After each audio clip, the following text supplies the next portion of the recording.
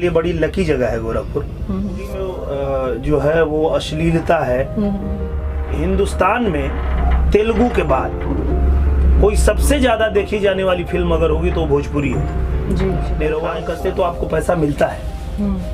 आप खुद पैसा देके काम करने जा रहे हैं, मतलब पहला ही कदम आपका गलत है। वो आए टणवा गाजीपुर और वहां से साइन करके मुझे लेके गए।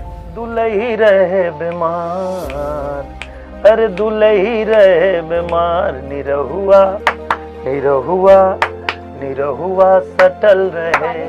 मैम की अगर बात की जाए, उन्होंने आपके साथ लगभग 25 से 30 बच्चे रहे। बिल्कुल बिल्कुल। और आपको छोड़ के और किसी एक्टर के साथ उन्होंने मूवी भी नहीं की, उनसे भी मैं नमस्कार, मैं हूँ प्रकृति और आप देख रहे हैं एनबी न्यूज गोरखपुर। मेरे साथ इस समय भोजपुरी सिनेमा जगत के सुपरस्टार, यश भारतीय सम्मान से सम्मानित और अपने किरदार से जाने जाते दिनेश लाल यादव उर्फ निरहुआ जी उपस्थित हैं। बहुत बहुत स्वागत है सर आपका हमारे इस एनबी के शो पे। और जानना चाहूंगी कि गोरखपुर किस सिलसिले में आना हुआ आपका? अभी हम लोग यहाँ शूटिंग कर रहे हैं एक फिल्म की जिसका नाम है ठीक है। ठीक है जी। फिल्म का नाम ही है ठीक है। अच्छा। और एक खास बात मैं ये भी बताना चाहूँगा हमारे एनबी के दर्शकों को कि मेरे फिल्मी करियर की जो शुरुआत हुई वो भी गोरखपुर से ही हुई। अच्छा। पहली फिल्म जो थी चलत मुसाफिर मोहलियो रे, वो भी गोरखपुर में ही शूट हुई थी। और पहली फिल्म से ही फिर लोगों का आशीर्वाद प्यार मिलना शुरू हुआ और फिर लगातार 100 से ज़्यादा फिल्में हो गई। तो बड़ी विशेष कृपा रही है इस धरती की, बाबा गोरक्षनाथ की। तो मेरे लिए बड़ी लकी जगह है गोरखपुर।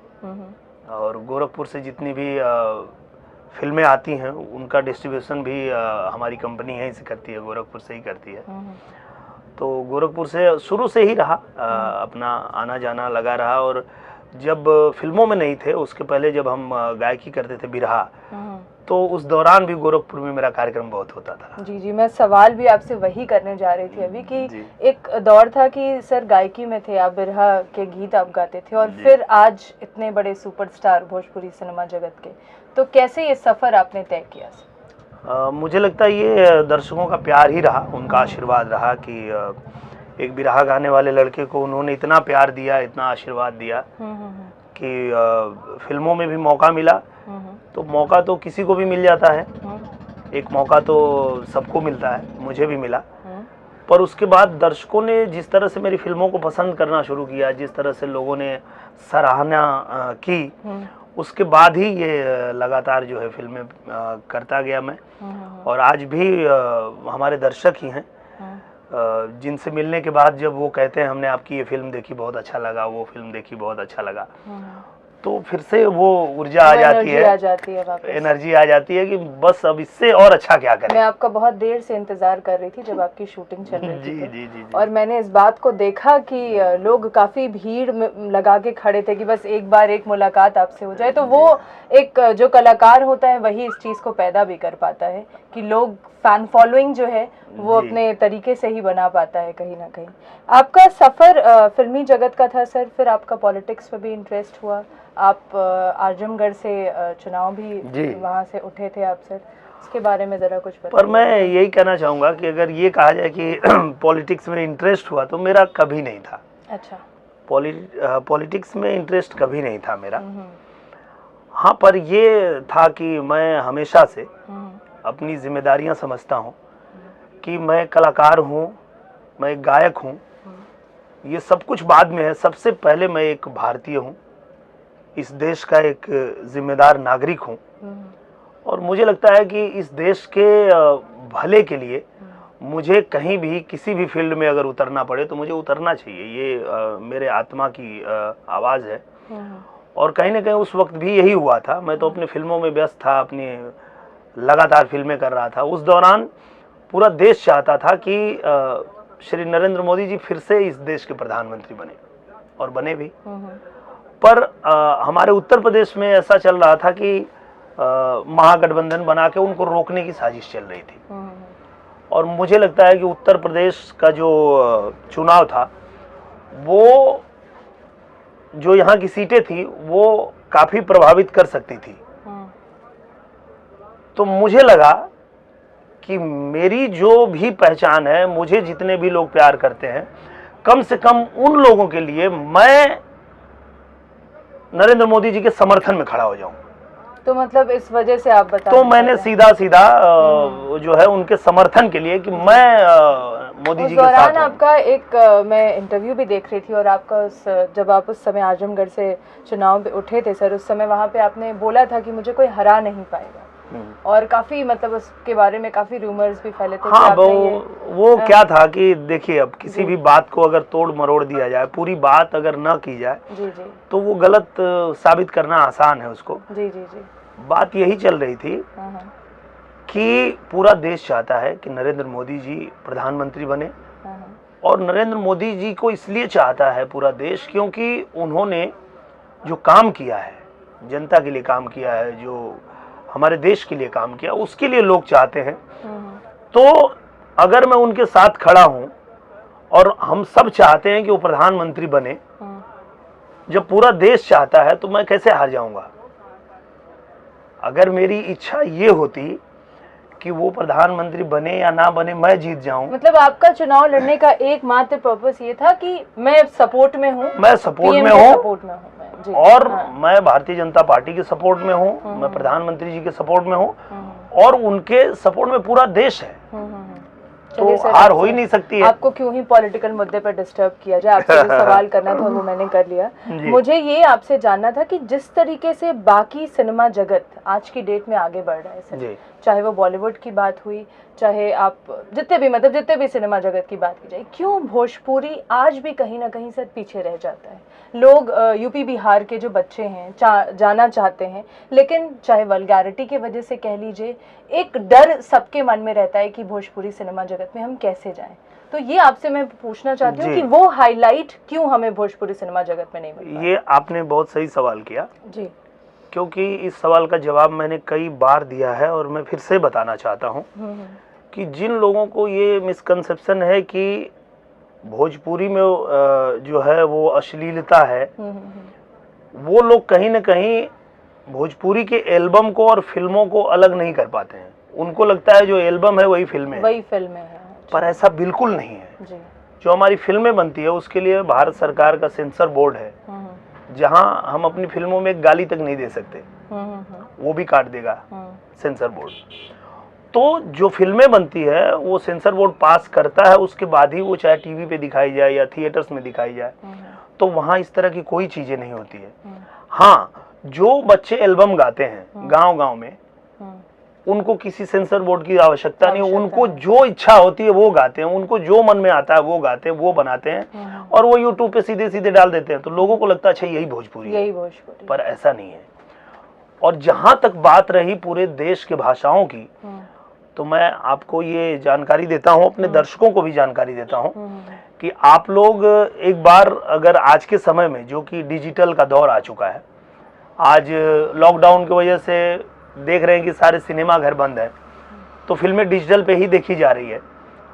तो आप जब देखेंगे, मेरे ही चैनल पे देखेंगे, निरहुआ म्यूजिक वर्ल्ड पे, तो हिंदुस्तान में तेलुगु के बाद कोई सबसे ज्यादा देखी जाने वाली फिल्म अगर होगी तो भोजपुरी है। जी। निरहुआ हिंदुस्तानी 2 24 करोड़ लोगों ने देखा है। निरहुआ रिक्शा वाला 2 22 करोड़ लोगों ने देखा है। आपका नाम ही उसी से फेमस हो गया अगर देखा जाए तो। हाँ। तो कहने का मतलब ये है कि भोजपुरी सिनेमा कहीं पीछे नहीं है, बहुत आगे है। और बल्कि आप कुछ ही दिनों बाद देखेंगे कि शायद ये हिंदुस्तान की जितनी रीजनल भाषाएं हैं उसमें सबसे ज्यादा ऊपर आ जाए। उसका कारण भी ये है कि कोई ऐसी भाषा नहीं है जिसके दर्शक हर राज्य में हो। भोजपुरी एक ऐसी भाषा है जिसके दर्शक आपको मुंबई में भी मिलेंगे, पंजाब में भी मिलेंगे, दिल्ली में भी मिलेंगे, आपको सऊदी में भी मिलेंगे, वो आपको ऑस्ट्रेलिया में भी, फिजी में भी, न्यूजीलैंड में, जहां जाइए भोजपुरी वहां देखी जाती है, वहां सुनी जाती है। इतनी बड़ी भाषा है। भोजपुरी भाषा बहुत बड़ी है सर। मैं पिक्चरों की बात कर रही थी कि जिस तरीके से आप लोग मेहनत करते हैं, जिस तरीके से आपकी पिक्चरें बनती हैं, जो स्टोरीज रहती हैं, क्योंकि मैंने कई बार लोगों में, आसपास में लोगों में सुना है आप लोगों की फैन फॉलोइंग बहुत ज्यादा रहती है। तो जिस तरह से एक पूरे समाज में, चाहे बॉलीवुड के स्टार्स की छवि बनी हुई है, हमारे भी भोजपुरी सुपरस्टार्स की बहुत अच्छी छवि बनी हुई है, लेकिन जहां तक पहुंचनी चाहिए मैं वो आपसे बात कर रही हूँ। नहीं, आपने सही कहा। मैंने वो चीज पहुंचना बहुत जरूरी है, मैंने इसीलिए बताया ताकि कलाकारों को भी मौका मिले। बिल्कुल। और आज जो है आप देखिए इसके लिए कितनी बड़ी पहल लिया है हमारे महाराज जी ने, माननीय योगी आदित्यनाथ जी ने, कि जितनी बड़ी फिल्म सिटी थी मुंबई में, बॉलीवुड में, उससे भी बड़ी, मतलब आज के दौर की अत्याधुनिक फिल्म सिटी बनाने जा रहे हैं उत्तर प्रदेश में। तो ये भी एक बहुत बड़ा कदम है हमारे रीजनल भाषाओं के लिए, यहाँ के फिल्मों के लिए, यहाँ के टैलेंट के लिए, सबके लिए एक बहुत बड़ा ये प्लेटफॉर्म है। जो लोगों को रोजगार मिलेगा वो तो मिलेगा ही, उसके साथ में जो यहाँ टैलेंट हैं उनके लिए इतना बड़ा अवसर है। क्योंकि आप सोचिए कि हम अगर मुंबई में भी काम करते हैं और हमें कोई बहुत अत्याधुनिक स्टूडियो चाहिए, कोई ऐसा शूटिंग करना है, कोई ऐसा लोकेशन चाहिए, तो हमें या तो लंदन जाना पड़ता है, या तो हम कहीं फॉरेन कंट्री में जाते हैं, या रामोजी राव में जाते हैं, हैदराबाद जाते हैं। पर वही अगर अत्याधुनिक चीजें हमको यूपी में मिलेंगी तो हमें फॉरेन जाने की जरूरत नहीं। तो एक हमारे लिए एक बहुत अच्छा अवसर ये सिर्फ हमारे लिए नहीं, ये हमको लगता है कि हिंदुस्तान की हर भाषा के लिए, चाहे वो बंगाली हो, मराठी हो, हिंदी हो, तेलुगु हो, तमिल हो, अगर उनको भी उत्तर प्रदेश में ही इतनी बड़ी सुविधा अगर मिले तो वो क्यों फॉरेन जाएंगे। बिल्कुल, वो अपने यूपी में आके शूटिंग करेंगे। बिल्कुल।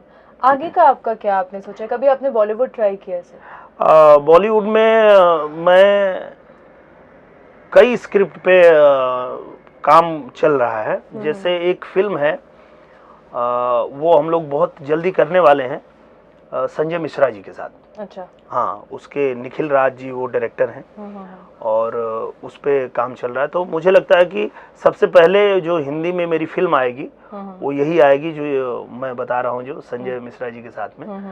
तो उस पे काम चल रहा है और भी एक दो सब्जेक्ट पे काम चल रहा है, पर पहले यही आएगी फिल्म। जी, आपसे एक सवाल ये भी करना चाहूंगी कि अक्सर ऐसी बातें उठती हैं कि एक नया जो स्टार जा रहा है या कोई एक नया बच्चा यूपी बिहार के तरफ से, चाहे जहां से भी, वो फिल्मी दुनिया में जब कदम रखता है तो कई बार ऐसा सुनने में आता है कि उससे पैसे मांगे जाते हैं उसको कास्ट करने के लिए।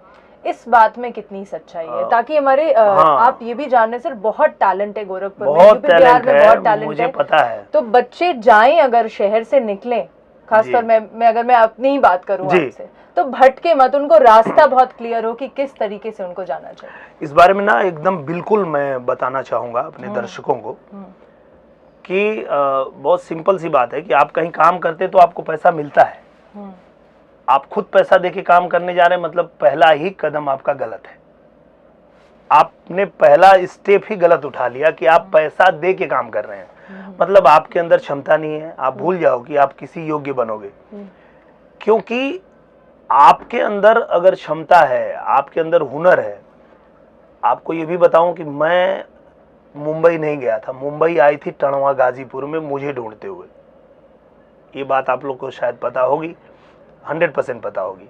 जब मैं बिरहा गायकी कर रहा था और उस दौरान जब मेरा एल्बम आया तो उस एल्बम का जब वीडियो बनने लगा तो मैंने कहा कि इस वीडियो में कोई और नहीं एक्ट करेगा, मैं ही करूँगा, क्योंकि मुझे एक्टिंग आती है तो मैं अपने एल्बम में खुद करूँगा, कोई और क्यों करेगा। और मैंने अपने गानों पे खुद ही एक्टिंग किया। वो एल्बम किसी फिल्म निर्माता ने देखा, वो कोई फिल्म बना रहे थे तो उन्होंने कहा ये लड़का जो है हमारी फिल्म में फिट बैठ रहा है। तो वो आए टणवा गाजीपुर और वहाँ से साइन करके मुझे लेके गए। तो मैंने किसी को पैसे थोड़े दिए थे कि मुझे लेके फिल्म बनाओ। तो अगर पैसा दे के आप काम खोजते हो तो पहला ही कदम ही आपका गलत है, फिर आप मत सोचो उसके बारे में। आप अपने आप के अंदर जो टैलेंट है वो कहीं पे सेवा आप दोगे तो पैसा लोगे कि पैसा दोगे, ये तो पहला ही कदम ही गलत हो गया ना। तो मैं अपने सभी दोस्तों को, भाइयों को, अपने कलाकारों को, अपनी बहनों को, सबको बताना चाहता हूँ कि आप जिस फील्ड में जाना चाहते हैं उस फील्ड की जानकारी लीजिए। आप अगर डॉक्टर बनना चाहते हैं तो आपको पहले MBBS करना पड़ता है। वैसे ही अगर आपको एक्टर बनना है तो आप थिएटर कीजिए, आप एक्टिंग सीखिए। आप जो भी फील्ड में जाना चाहते हैं, अगर आप कैमरामैन बनना चाहते हैं तो कैमरा सीखिए, आप डायरेक्शन में जाना चाहते हैं तो वो सीखिए। मतलब जो आप सीखेंगे, तो एक बात तो तय है कि आज के समय में अगर किसी के पास कोई हुनर है, कोई गुण है, तो उसके लिए काम की कमी नहीं है। रोज फिल्में बन रही हैं, लगातार फिल्में बन रही हैं, पर अगर आप अपना खेत बेच के पैसा दे रहे हैं, अपने पिताजी का पैसा लेके दे रहे हैं, तो आप गलत कर रहे हैं। ऐसा नहीं करना चाहिए, क्योंकि वो भी फ्रॉड है जो ऐसा काम करते हैं कि पैसा लेते हैं, और आप भी गलत कर रहे हैं अगर किसी को पैसा देके आप कहीं काम करना। जैसा मैं ये बार बार कहता हूँ। और गोरखपुर की बात करें तो गोरखपुर में थिएटर है जहाँ आप सीख सकते हैं, आप जो है, क्योंकि रंगमंच वो जगह है जहाँ पे आप जब सीखते हैं, तो जैसे अगर मैं ही आ गया यहाँ फिल्म बनाने गोरखपुर में और मुझे 4, 5, 8, 10 कलाकारों की ज़रूरत है, तो मैं पहला जो कांटेक्ट करूँगा वो किसी थिएटर को करूँगा कि यहाँ पे कोई लोग हैं क्या जो रंगकर्मी हैं, जो एक्टिंग करते हैं, उनको शौक़ है, तो उनको ही मैं बुलाऊँगा। यहाँ कोई डांस क्लास चलता है क्या जहाँ बच्चे डांस सीखते हैं, तो उनको ही मैं बुलाऊँ। मैं ही नहीं, मैं कोई भी निर्माता यहाँ आएगा गोरखपुर में तो वहीं जाएगा। तो पहला कदम होता है कि आप उसको ज्वाइन करिए, वहाँ पे सीखिए, वहाँ से फिर आपको रास्ता मिल जाएगा, आपको किसी को पैसे देने की ज़रूरत नहीं पड़ेगी। आपने कैसे सर इस सफ़र की शुरुआत की? मैं तो बताया आपको कि मैं बिरहा गाता था, बिरहा गायकी करते करते एक मेरा एल्बम आया था टी सीरीज से, निरहुआ सटल रहे, 2003 में। वही एल्बम करने सर आप गए थे जिसका 3 महीने के लगभग, शायद 3 महीने बाद आप वापस आ गए थे। जरा इसके बारे में हमको इसकी कहानी जरूर बताइए। हाँ, मैं वो एल्बम टी सीरीज में करके आ गया था और उसका वीडियो भी बना दिया था हम लोगों ने, पर पता नहीं था कि वो आएगा कब, रिलीज कब होगा, वो मालूम नहीं था, क्योंकि हम लोग बहुत छोटे से गायक थे और टी सीरीज में इतने बड़े बड़े सिंगर थे, उनके पहले वीडियो आएंगे, उनके गाने आएंगे, हमारा आएगा नहीं आएगा वो भी नहीं पता था हमको, हम करके आ गए थे। और उसके बाद बारिश आ गई और 2-3 महीने हम लोग ऐसे घर में ही रहे, और उस दौरान वो कैसेट आया और चारों तरफ जो है वो फैल गया। किसी एक शादी में आप पूरी रात भर फैल गया और गाना गाते रहे। हाँ, तो अब उसके बाद पहले ऐसा होता था कि रात भर हम अलग अलग गाने गाते थे। उसके बाद जब हम कहीं पहुंचते थे तो रात भर पब्लिक एक ही गाना चिल्लाती थी, निरहुआ सटल रहे। तो हमको लगता था भाई 4 मिनट का गाना है, उसको मैं गा दूंगा फिर खत्म, आगे क्या, बोले फिर गाइए। तो पूरी रात वही गाना गवाते रहे लोग। तो ऐसा भी बहुत बार हुआ। तो जरा वो गाना गुनगुनाते हैं। दुलही रहे बीमार, अरे दुलही रहे बीमार, निरहुआ निरहुआ निरहुआ सटल रहे, मंगर चाहे सुमार जाके डटल रहे, दुलही रहे बीमार, निरहुआ सटल रहे। ये एल्बम था जिसने आपको निरहुआ के नाम से ही फेमस कर दिया। जी जी जी जी। इस समय की सर अगर बात की जाए कोविड के दौरान की जी, तो पूरे टाइम तो शूटिंग बंद रही सर, तो मतलब अभी आप गोरखपुर काफी दिन बाद ये मूवी आपकी शूट होगी। बिल्कुल। मुझे लगता है 7-8 महीना हम लोग घर में ही रहे। अच्छा अच्छा। मुंबई में हम लोग निकलने वाले थे 22 मार्च को एक शूटिंग के लिए, और 22-23 को ही लॉकडाउन हो गया। और लॉकडाउन हुआ, उसके बाद हम लोग 6-7 महीने तक एक ही फ्लैट में पड़े रहे। हम लोग वहाँ से बिल्कुल नहीं निकले, जो भी गाइडलाइंस मिल रही थी, जैसे जैसे वो हम लोग चूंकि घर पे बैठे थे और बैठे बैठे ही जो लोगों से अपील करना होता था, जो लोगों की मदद करना होता था, वो सब काम चल रहा था, पर हम बाहर नहीं निकल रहे। तो जैसे फिर गाइडलाइन आई सरकार की कि शूटिंग कर सकते हैं, तो फिर हम लोग आ गए गोरखपुर। और अभी 1 हफ्ता पहले महाराज जी गए थे वहाँ पे मुंबई में, और उन्होंने भी वहाँ पे मीटिंग किया था जो फिल्म के लोग हैं उन लोगों से भी, और उत्तर प्रदेश में जो संभावनाएं हैं वो भी उन्होंने कहा कि मतलब उत्तर प्रदेश जो है फिल्म के निर्माण में पहले से भी सहभागिता देता आया है, बढ़ावा देता आया है, और आगे भी बहुत सारी फिल्में जो है यहाँ बनने के लिए लाइन से आ रही हैं, तो उसमें सबसे पहले हम ही लेके आ गए यहाँ पे। बिल्कुल सही बात है आपकी। अच्छा, एक सवाल आपसे ज़रूर करना चाहूँगी, वैसे तो है बहुत पर्सनल क्वेश्चन, कि एक आम्रपाली दुबे मैम की अगर बात की जाए, उन्होंने आपके साथ लगभग 25 से 30 पिक्चरें की। बिल्कुल बिल्कुल। और आपको छोड़ के और किसी एक्टर के साथ उन्होंने मूवी भी नहीं की? उनसे भी मैं ये सवाल जरूर करूंगी। नहीं किया है उन्होंने, ऐसा नहीं है। हाँ, उन्होंने लेकिन ज्यादा से ज्यादा हाँ, पिक्चरें ज्यादा आप ही के फिल्में साथ। मेरे साथ है। उसका कारण ये है हम्म, कि कोई भी निर्माता जब फिल्म बनाता है तो उसका एक ही एम होता है कि वो जो पैसे लगा रहा है वो निकल जाए, फिल्म सफल हो जाए। तो मेरी भी फिल्में और भी बहुत सारी नायिकाओं के साथ बनती हैं, उनकी भी फिल्म खेसारी जी के साथ भी बनती है, पवन जी के भी साथ बनती है, बाकी लोगों के भी साथ बनती है। पर दर्शकों को एक है कि हमें ये जोड़ी पसंद है, हमें ये जोड़ी पसंद है। जैसे हमारे साथ भी होता था कि जब गोविंदा करिश्मा कपूर की फिल्म आती थी तो वो छूट नहीं सकती है, उसे हम देखते ही देखते थे। तो वैसे ही दर्शकों में कुछ होता है कि हमें ये जोड़ी की फिल्म देखनी है, और जब वो सफल होती है तो दर्शक जो है थिएटर में जाते हैं। और निर्माताओं को जब एक फिल्म से फायदा होता है तो वो चाहते हैं कि हम फिर उसी जोड़ी को लेकर फिल्म बनाएं ताकि हम सफल रहें। और फिर पता चलता है कि 3-4 फिल्में लगातार उनके साथ में साइन हो गई, और उसके बाद कोई और आता भी है, चाहे आम्रपाली जी के साथ या मेरे पास, कि अगले महीने हम एक फिल्म कर रहे हैं और फला हीरोइन के साथ में है, या उनके पास आते हैं कि वो हीरो के साथ है। तो उनकी मजबूरी होती है कि उनको पहले ही 4 महीना साइन करके रखा है किसी निर्माता ने कि भाई हमें आपके साथ और इनके साथ बनानी है, तो हम चाह के भी नहीं उनको टाइम दे पाते हैं। पर इसके अलावा जो भी फिल्में, जो भी समय हमारे पास होता है, जैसे अभी महाराजगंज में अभी आम्रपाली जी ने जय यादव के साथ एक फिल्म बनाई। बिल्कुल। और मेरी अभी एक फिल्म बनने जा रही है जिसमें आम्रपाली जी नहीं है। इसके पहले भी 3-4 फिल्में बनी जिसमें वो नहीं है। तो ऐसा नहीं है कि सारी फिल्में साथ में ही होती, पर हाँ ये जरूर है कि ज्यादा फिल्में साथ में होती हैं। सबसे ज्यादा हाँ, क्योंकि वो ज्यादा, जब एक फिल्म जैसे आती है, पहले फिल्म आई निरहुआ हिंदुस्तानी, और निरहुआ हिंदुस्तानी के पहले का दौर ये था कि थिएटर में फिल्में आती थी, उतर जाती थी, ज्यादा से ज्यादा 1 हफ्ता 1.5 हफ्ता। निरहुआ हिंदुस्तानी आई तो वो 50 दिन तक चलती रही, थिएटर से उतरी नहीं। उसके जस्ट बाद आई निरहुआ रिक्शा वाला 2, तो वो भी वैसे ही रही। पटना से पाकिस्तान, राजा बाबू, मतलब जो फिल्में साथ में आई वो इतनी चली, वो जोड़ी हिट हो गई और लोग लगातार साथ में बनाने लगे। ऐसा एक बार और हुआ था जब पाखी हेगड़े जी के साथ में मेरी फिल्म आई थी निरहुआ रिक्शा वाला 2007 में। तो उनके साथ लगभग 25 फिल्में ऐसे ही बनी थी लगातार। तो निर्माता भी चाहते हैं कि भाई हम पैसा लगाएं तो वापस आए। एक सबसे जरूरी सवाल जी, जब आप इस सफर पे निकले, एक फिल्म स्टार बनने निकले भोजपुरी सिनेमा जगत में, क्या वो पहली कमाई रही होगी आपकी जो इस इंडस्ट्री से आपने कमाई?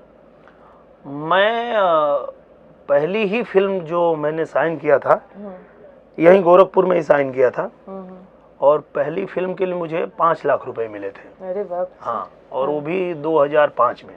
गजब है। तब तो मतलब अभी हम लोग अंदाजा लगा सकते हैं। हाँ बिल्कुल लगा सकते हैं। और वही मैंने कहा कि अगर मैं पहली फिल्म भी किया तो प्रोड्यूसर आया, मुझे पैसा दिया, मैं उनका काम किया, मैं क्यों पैसे दूंगा? यही मैं अपने सब इसलिए बता रहा हूँ कि हमारे कलाकारों को भी पता हो कि कोई आता है आपसे फिल्म करने, आप वहाँ पे जाके मजदूर की तरह खटोगे। वो ठीक है पर्दे पे हीरो दिखता है, पर खटना पड़ता है एकदम मजदूर की तरह। सही बात। जैसे और चूंकि हम सफल भी इसीलिए हुए कि हम मजदूर के बेटा हैं, हम किसान के बेटा हैं, हम खेती में आलू भी उगाए हैं, हम गन्ना भी उगाए हैं, हम सर पे गन्ना ढोए भी हैं। तो वो मेहनत का काम हम बचपन से किए थे, और जब हमको यहाँ भी मेहनत कर रहा था तो हम कर लिए। तो जब हम यहाँ मजदूरी करेंगे 12-12, 13-13, 14 घंटा, तो पैसा हम लेंगे ना, पैसा हम देंगे क्यों? देंगे क्यों? बिल्कुल सही बात है सर। और ये भी बात आपने बहुत सही कही कि स्ट्रगल भी तो बहुत लंबा रहा होगा सर। बहुत स्ट्रगल रहा होगा। और इस इंडस्ट्री में देख सकते हैं कि आपकी टाइमिंग भी कुछ फिक्स नहीं है, आपको कब बुला दिया जाएगा, कब कहाँ पे क्या करने चलेगा। खुद की लाइफ कहीं ना कहीं अपने हाथ की नहीं रहती है। और हम लोग चाह के भी अगर पता चला कि हमारे घर में कोई डेथ हो गई और हम सेट पे है, तो आप जा नहीं सकते। तो हम ठीक है वहां जाना तो जरूरी, हम जाएंगे, पर जो 150-200 लोग यहाँ पे अपना घर द्वार छोड़ के और यहाँ पे आके और वहाँ हैं, तो उनको जब तक सेट नहीं कर लेंगे हम नहीं निकल सकते, क्योंकि हमारी लाइफ फिर अब उनके हाथ में है। ऐसा नहीं है कि हम अपने पर्सनल जीवन को ही लेके चल रहे हैं, तो वो भी रहता है। और जो आपने बात की सर कि यहाँ पे फिल्म सिटी की बात हो रही, योगी जी भी फिल्म सिटी की बात कर रहे हैं, माननीय सांसद जी ने भी बोला कि बहुत माध्यम है इस क्षेत्र में रोजगार के। उन्होंने ये बात बहुत खुल के कही कि अगर ये इंडस्ट्री आती है तो बहुत से लोगों का इससे रोजगार जुड़ जाएगा, बहुत से लोगों को रोजगार मिलेगा यहाँ के लोगों को। और इसमें ना सराहना करनी पड़ेगी माननीय सांसद जी जो हमारे बड़े भैया रवि किशन जी, उनका शुरू से ही अपने भोजपुरी के प्रति जो समर्पण रहा है, क्योंकि वो पहले हिंदी में काम करते थे, ये आप लोग भी जानते हैं, तो हिंदी फिल्म में काम करते थे, हिंदी सीरियल में काम करते थे, और एक बंगाली फिल्म बन रही थी और वहाँ पे इनको काम मिला था। तो रवि किशन जी ने कहा कि मुझे पैसे मत दीजिएगा, पर ये फिल्म भोजपुरी में भी बना दीजिए, मेरी मातृभाषा में भी बना दीजिए। उस टाइम नहीं बनती थी, तो सैया हमार फिल्म बनी, जहाँ से भोजपुरी सिनेमा का दूसरा दौर शुरू हुआ। पहला दौर तो खत्म हो चुका था, नई फिल्में बन रही थी, नहीं लग रही थी, तो वहां से उनका वो जो प्रेम था भोजपुरी के प्रति वो उन्होंने दिखाया, और लगातार उन्होंने बहुत सारी फिल्में की। और जब भी उनको मौका मिला कि भोजपुरी में कुछ बड़ा हो तो उन्होंने किया, चाहे वो साउथ से डायरेक्टर्स को लाना हो, हीरोइंस को लाना हो, बड़े बड़े हस्तियों को लाना हो, तो वो ला करके भोजपुरी सिनेमा को बड़ा करते गए। और उनका ये सपना भी था, वो हमेशा कहते थे कि मैं चाहता हूं कि हमारे पूर्वांचल में फिल्म से वो हमेशा इस बात पे बहुत जोर देते हैं, क्योंकि हम लोगों ने एनबी की टीम वहां उनसे गई बात करने, तो वो ये बात हमेशा जोर देके कहते हैं कि भाई पूर्वांचल आगे बढ़े। मैं चाहता हूं कि मेरे क्षेत्र का जो भी बच्चा है, जो भी कलाकार है, वो अगर आगे बढ़ना चाहता है इस क्षेत्र में तो वो बिल्कुल आगे आ, क्योंकि उन्होंने बहुत स्ट्रगल किया है। वो बहुत स्ट्रगल करके डायलॉग जो है ना सर कि मैं रेंग के आया हूँ, और सच बोलते हैं वो, बोलते हैं सब चल के आते हैं, मैं रेंग के आया हूँ, तो वो गलत नहीं बोलते हैं। उन्होंने बहुत स्ट्रगल किया है। और अभी हम लोग जब मुंबई में शूटिंग करते हैं तो लोग बताते हैं कि रवि भैया ने कितनी मेहनत की है। तो आज वो हमारे गोरखपुर के माननीय सांसद हैं, और उनके सहयोग से जो है यहाँ पे बड़ी आसानी से शूटिंग भी हो रही है। वो इंडस्ट्री के सभी लोगों को ये कहते भी हैं कि आप लोग आ जाओ, कोई तकलीफ होगी तो मैं वहाँ पे हूँ, और आप लोगों को कोई दिक्कत नहीं होगी, चाहे वो परमिशन हो, शूटिंग के लिए कोई भी व्यवस्था हो, तो वो करवाते भी हैं। और उनके आशीर्वाद से ही हम लोग ये फिल्म भी यहाँ पे अच्छा लगता है। उनसे मिलो तो वो आपकी बहुत तारीफ करते हैं, और आपसे मिले तो आप रवि सर की बहुत तारीफ। खैर वो हैं, तारीफ के लायक हैं, और उनको कहीं ना कहीं देख के ही हम लोग आए। बहुत इंस्पिरेशन जी जी जी। वो एक सर आपका डायलॉग, बहुत टाइम नहीं लूंगी आपका, वो आपका एक डायलॉग जो बहुत सुपर डुपर हिट किया हो लोगों के लिए, दर्शकों ने जो बहुत पसंद किया। बहुत सारी फिल्मों के डायलॉग लोगों को बहुत पसंद आए, पर एक बहुत ही फेमस डायलॉग हुआ जो बच्चे बच्चे उसको दोहराते रहते हैं, वो डायलॉग मैं सुना देता हूँ। बम के धमाका ही ना चिन्हेला कि मरे वाला हिंदू है कि मुसलमान, यह बतावे खातिर आ रहल मानी पटना से पाकिस्तान। वाह वाह, क्या बात है। तो ये डायलॉग छोटे छोटे बच्चे लोग भी मुझे सुनाते हैं, मैं कहीं जाता हूँ तो। हाँ, बहुत अच्छा लगा सर आपसे बात करके। बहुत बहुत। और जितना सुना था कि बहुत डाउन टू अर्थ, वो मिलने के बाद ही समझ में आता है, तो बहुत अच्छा लगा सर आपसे मिलके। और हम आशा करते हैं कि इसी तरीके से गोरखपुर की धरती से लोग निकल के आगे बढ़े, नाम कमाएं। आप देखते रहिए फिलहाल में एनबी न्यूज़ गोरखपुर। धन्यवाद।